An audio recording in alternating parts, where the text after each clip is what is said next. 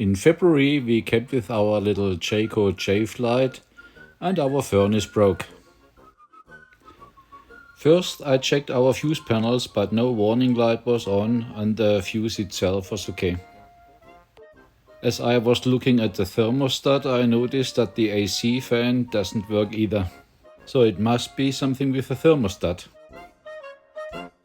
I checked out the troubleshooting instructions on the internet and found that we should have 12 volt on the red cable.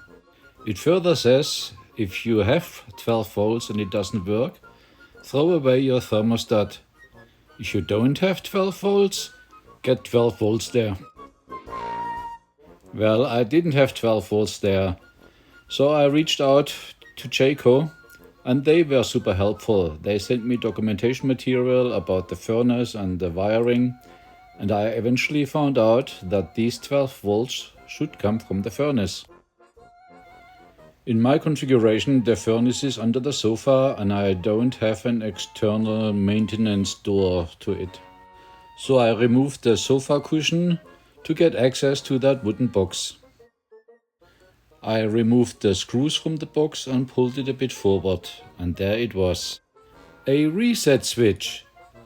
I switched that switch and voila, the heating worked again.